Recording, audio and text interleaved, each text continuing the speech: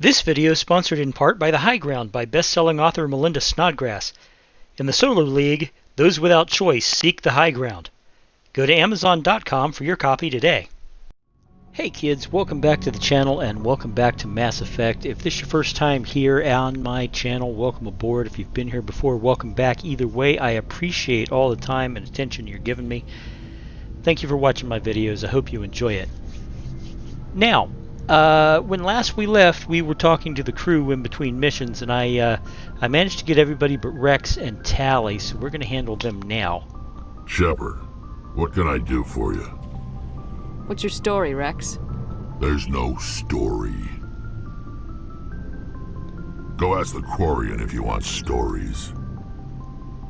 There used to be this video, I don't know, it's probably still on YouTube somewhere, but it was like 10 minutes of Shepard and Rex going, Rex, Shepard, Shepard, Rex, you know.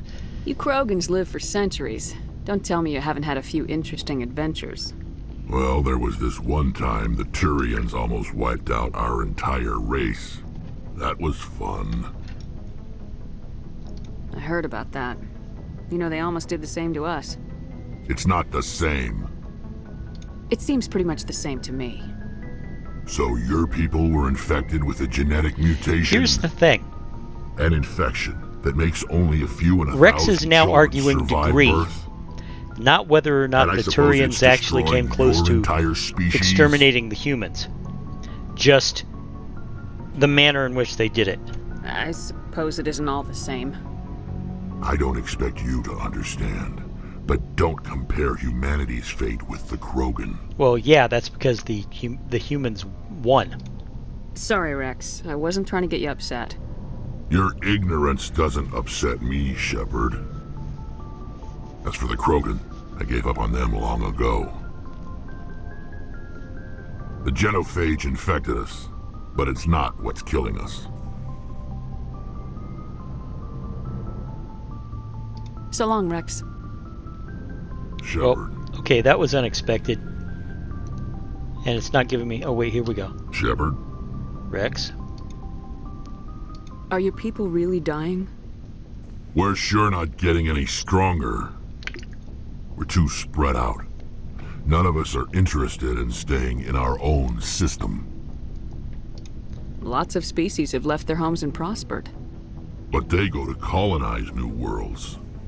We're not settlers. We're warriors. We want to fight.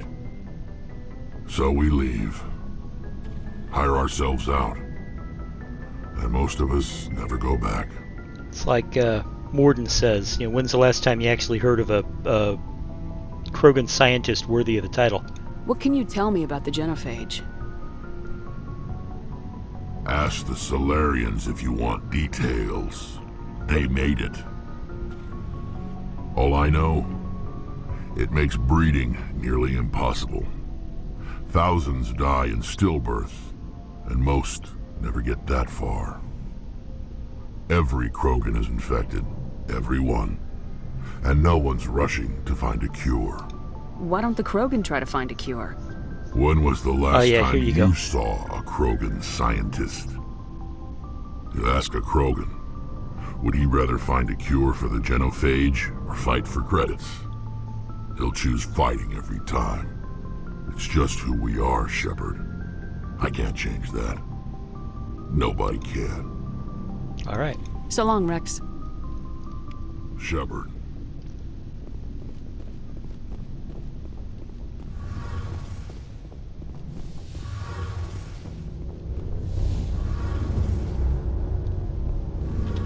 Your ship's amazing, Shepard. I've never seen a drive core like this before. I can't believe you were able to fit it into a ship this small. I'm starting to understand why you humans have been so successful.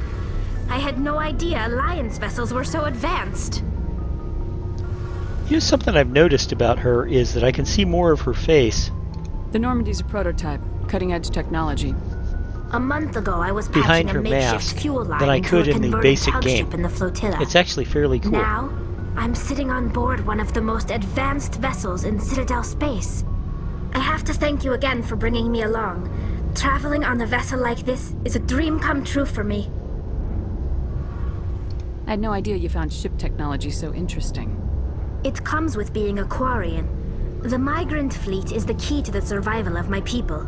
Ships are our most valuable resource. But we don't have anything like this. We make do with cast-offs and second-hand equipment.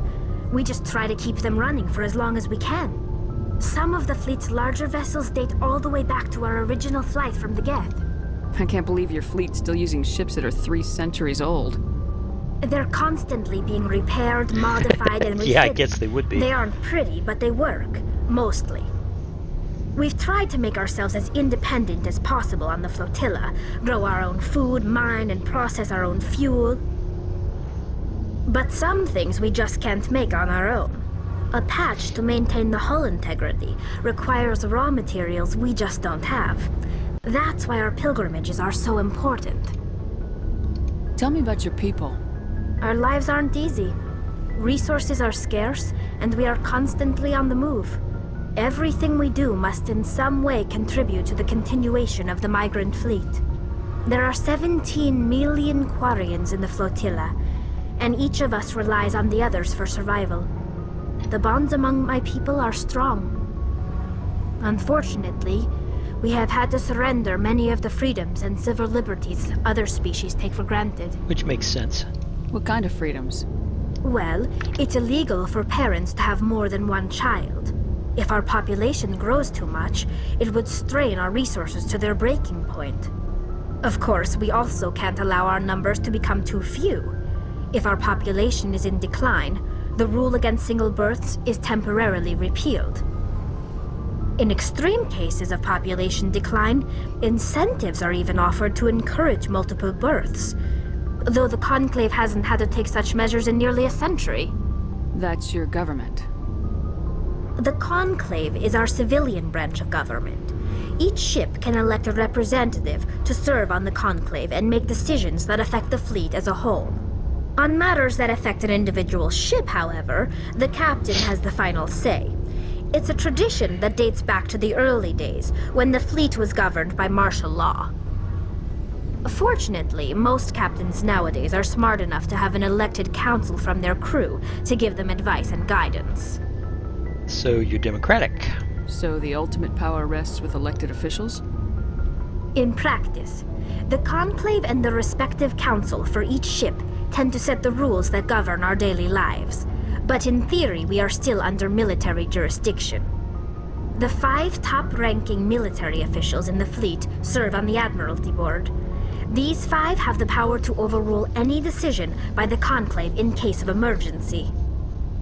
To do so requires unanimous agreement among the Admiralty, and they can only do this once. After that, the entire board must resign their posts. It's a safeguard that served us well. In nearly 3 centuries, the Admiralty Board has only overruled the Conclave 4 times. I want to know more about the Geth. I doubt I can tell you anything you don't already know. It's been almost 3 centuries since they drove my people into exile. All I know is the story of their origins. What they were when we created them, and how they turned on us. And of course, we find out later that what she tells us is only true from the perspective of the Quarians. Interesting. And it's not Geth were completely true in any originally case. created to serve as an automated manual labor force. Initially, their intelligence was as limited as any VI. Over time, we made small modifications to their programming to allow them to perform more varied and complex tasks, bringing them closer and closer to true AI status. You had to know it would blow up in your face. The changes were so insignificant, so gradual, that we were able to control them. Or so we thought. But one thing we underestimated was the power of the neural network. A million Geth thinking simultaneously created an inherently unstable matrix.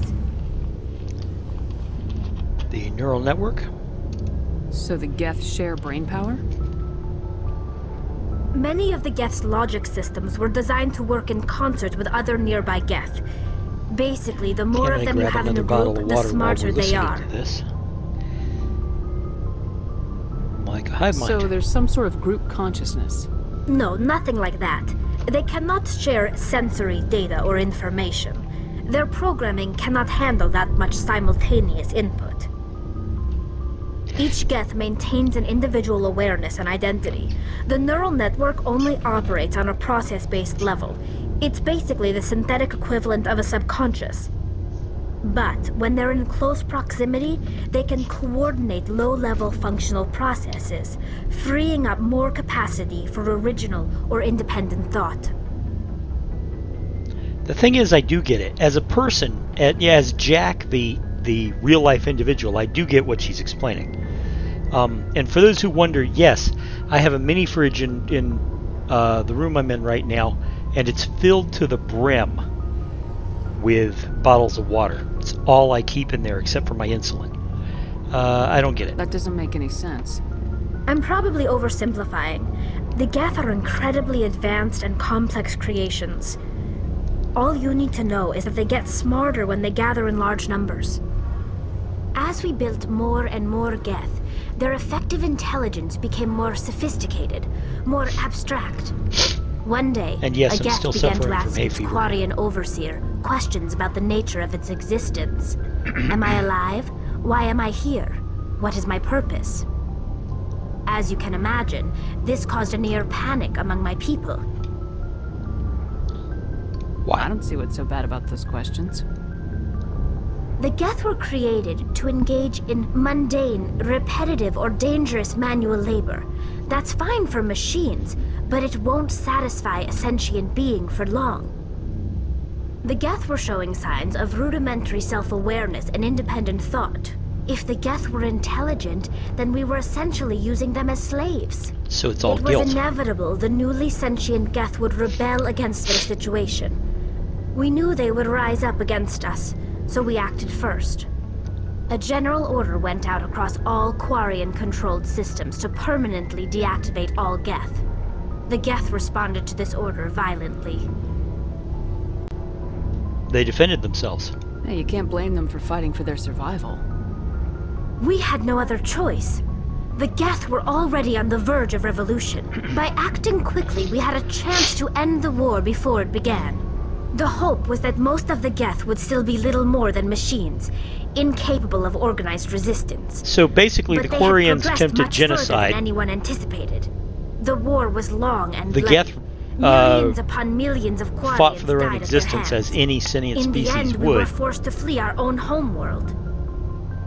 We feared the Geth would pursue us, but they never came beyond the veil. And now the Quarians Now we drift through are space, being hypocritical exiles idiots searching for a way to reclaim what was once ours.